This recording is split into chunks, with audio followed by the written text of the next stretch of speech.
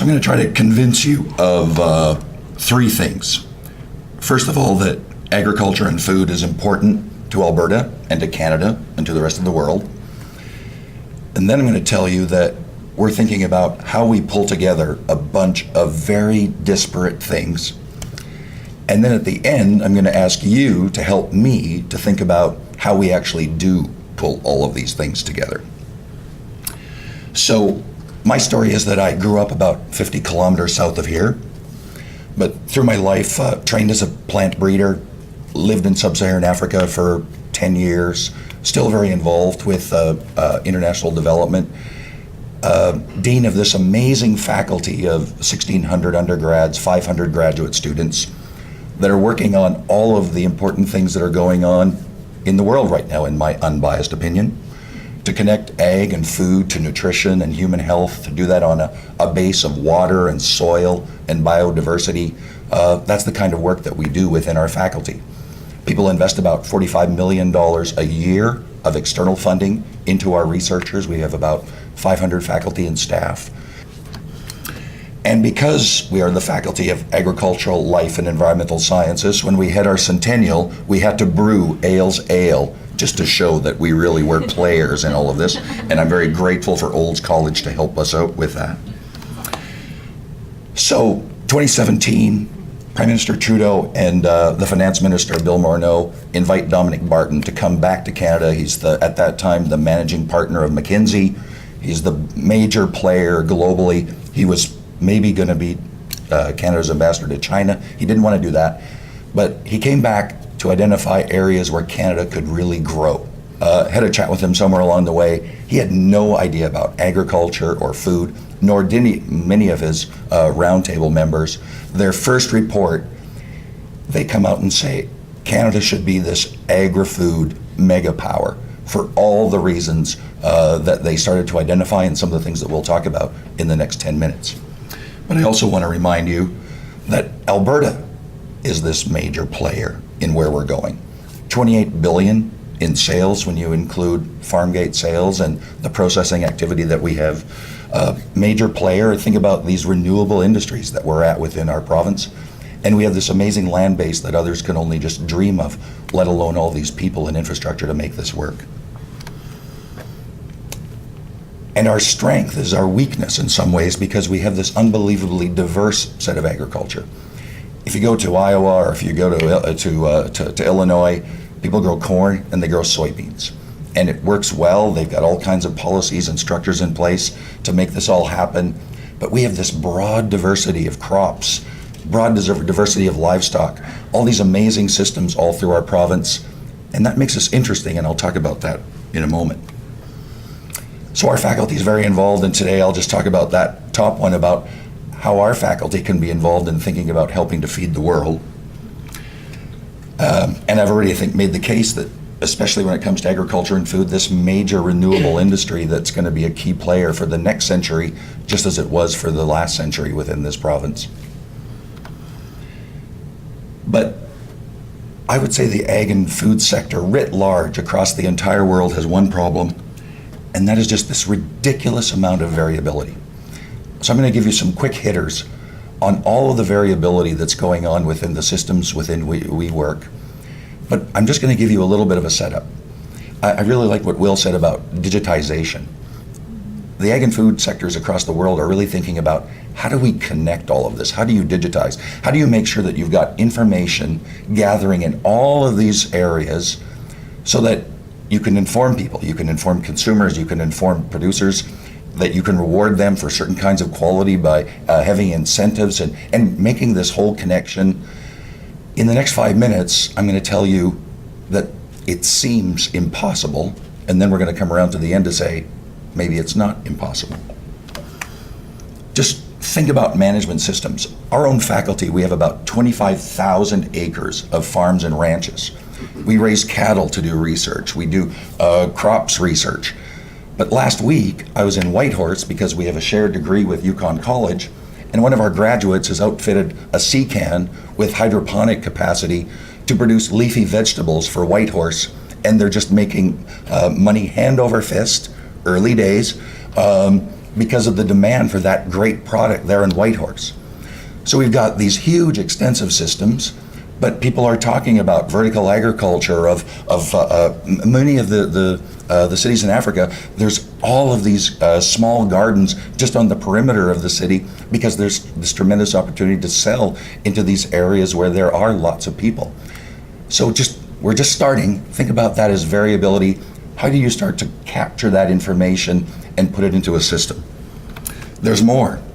I mean, clearly, I complain bitterly when I see students putting this in their first paragraph saying that, we're all going to have to feed 9 billion people in 2050. I should have put demographics there. Where are the people going to be that we have to feed? What is the interest of those people and how they are going to be looking for calories, for food? What are those other things that are going to come into play? We'll talk about consumers in a moment. And just the technology piece. So I've just picked out 2 covers from the 2 leading research magazines in the world where they're talking about CRISPR. I was in the US about 6 weeks ago. The first way that we started to try to do transgenic crops was by putting a little piece of DNA on a platinum bullet and firing it into a cell and hoping that something happened. I'm trained as a plant breeder, so I develop crops in Africa, here in Western Canada. I mean, that's just madness. Now we have CRISPR that can come in and take one single gene and start moving it around. That's what's changed in 20 or 25 years. How do we start to incorporate that kind of information, genomics, metabolomics, transcriptomics, into that broad system that I've been trying to paint a picture of? We're talking so much more about climate resilience. This was a drought map from 2012, one of the major droughts, most recent droughts in the US. I just pulled up from 2015 when, as you may recall, we had a significant drought here in the province of Alberta. How do we start incorporating those elements of climate resistance? We've got new genetics now that need about 50% of the water, about a third, let's say 2/3 of the nutrients that the same productivity required about 12 or 15 years ago. So there are ways that we can start to build this in, but how do we capture weather? The first big investment from outside of agriculture was when Monsanto bought Climate Corps, which was a company that was interested in modeling weather. And after that, if you just look at the book, there have been these huge investments from groups outside of agriculture because they start to realize this arguably $2 trillion industry across the globe is just ripe for the kinds of things that might be possible as far as coordinating all of these disparate elements that I'm telling you about. Agriculture has this curse and blessing again in that so many of the technologies that we currently use are highly energy dependent. Not only when you see those tractors out on the field, but they're depositing fertilizers, inorganic fertilizers that have been produced through all kinds of different energy intensive operations. And you can about imagine, you'll remember that 2008 when there were food riots in various parts of the world. As energy was increasing, food was increasing, and that led to a lot of trouble in various parts of the world. And of course, agriculture uses this unbelievable amount of water. So we're fortunate in Alberta. We've got the most irrigated acres in southern Alberta. It means that we can intensify production, that we can bring in all kinds of interesting new crops, beans and potatoes and sugar beets and all kinds of things that others can't produce in our part of Western North America. But that water is going to be of huge demand in the future. And you already know what some countries are doing. The way that Israel is able to get just this unbelievable performance, yield per cubic meter of water. Up until now, I think that we, especially in North America, have just not even thought about all of the implications there are to the amount of water that we do use in agriculture. And it's clearly going to have to change. So again, how do we monitor those systems? Even in just running the irrigation systems of southern Alberta, huge amounts of data, and yet farmers will flood their fields in some cases because they don't really sometimes, they're not charged on a cubic meter basis. They get a certain amount of time that they can use water from particular irrigation systems. So we don't even have some of those feedback loops that are built in at this moment. And I guess this was the point that I was going to make when I was talking even about the food riot piece. Clearly over the past few years, we've had some real increases in commodities and food commodities. And the point on the right-hand side of an Economist slide there is just talking about citizens of countries where so much of their disposable income is spent in purchasing food. So if you have countries that are and families that are spending 60, 70, 80% of their disposable income on buying food, you can imagine the crunch that comes as those commodity cycles become so apparent to each one of those groups. So I've just talked about sort of abiotic kinds of issues, so drought, water, all of these kinds of things, the way that agriculture and food works now. But there's this whole other element. And this is one of the leading agricultural economists. The president of the university had just spoken, and what this economist is doing, because there were a number of people from the United States in the room, but just outlining how important it is that countries work together in global trade. Now, the irony to this is, I am so old that about 20 years ago, I was in a room in the US where there were a lot of visitors. There was a delegation from China, and at that stage, the lead negotiator for the WTO of the US was essentially saying, China, you have to join the WTO. And here we are, 20 years later, and it's the other way around, where at least one country sees the tremendous benefit for engagement, for global trade, and others going down a completely different road. Another set of complexity in the whole food system. In the last 3 years, the 6 mega companies like Monsanto and Bayer and others, those 6 have now become 4. The Dow AgroSciences DuPont merger was like a $66 billion merger. Bayer Monsanto, the numbers are a little iffy, almost $120 billion. Why are people putting that much capital into food systems? Because clearly they see this unbelievable opportunity that still remains. You've heard a little bit about the new food guide that came out. You can about imagine that one of the leaders, Sylvain Charlevoix, from a colleague of ours from Dalhousie, said that, does it even matter that Canada puts out a food guide because more people listen to Gwyneth Paltrow anyway than the food guide? But I mean, this shook our industry, because there's no longer a dairy element. There's no longer a very specific reference to animal protein. So even that, the world is changing as people start thinking about the way that even our nutritional experts are thinking about putting out a food guide. And really, it's the consumer behavior piece. I was raised on a dairy farm. My daughter is first-year engineering student at the University of Toronto. When she comes home, we either will have almond milk in the refrigerator or we'll have oat milk in the refrigerator, and I can just feel my grandfather spinning in a grave there somewhere. But we know that this is going to change.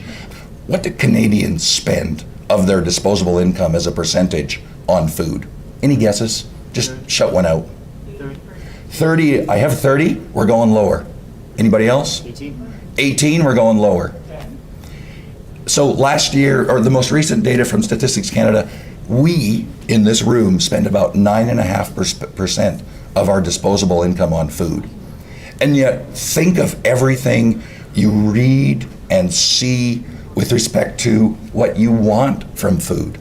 You want local, you want healthy, you want nutritious, you want food that juggles, and yet I spend 9.5% of my disposable income on food. So how does that fit into the grand scheme of things? So I told you that I was a plant breeder. I mostly work with grain legumes, plants that fix nitrogen.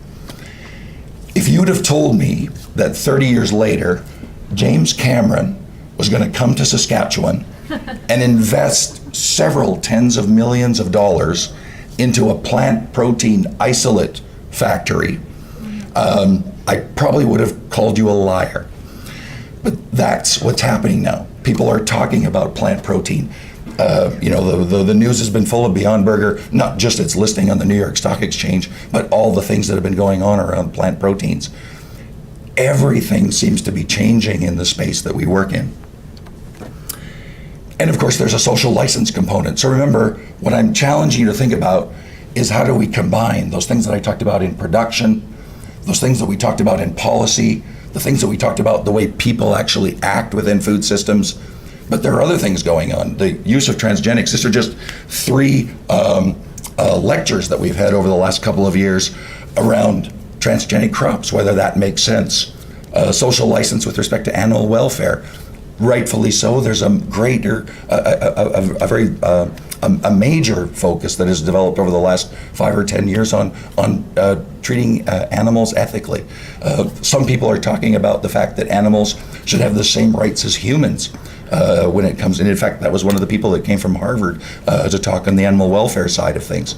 So that is also going on because, we haven't done a great job within the agriculture and food sector on social license. And I'll end on this one. So because of the activity that I've had within international development, and we work very closely, certainly the institute that I'm on the board of now, a very close relationship with the Gates Foundation in investing in agricultural development. But to think that both Bill and Melinda Gates are so committed to agricultural development, not only is that engine of economic opportunity, but of social opportunity, and certainly on that sustainability opportunity in various parts of the world, that's intriguing as well. So when you think about where the UN wants to go on sustainable development goals, I would argue that ag and food cover almost the majority when you think about how women are so involved in agriculture. If you think about, again, the use of water, all of the sustainability aspects. And I'll just take you back to where we started. Just think, we work with Amy here, the great capacity they have with artificial intelligence. I was just invited to Microsoft in January because they are trying to get involved in digitizing the agri-food space. The IBM Watson people have just hired in the last 6 months almost 70 people to start thinking about how we coordinate all those things I've just spoken about, because people are trying to think about how to create systems where food really can be that opportunity that we've talked about, not only that Bill Gates thought about for certain parts of the globe, so that producers and processors and citizens can actually take great benefit in the food system that we'll develop. And I look forward to your questions later. Thanks very much. And I apologize for my voice.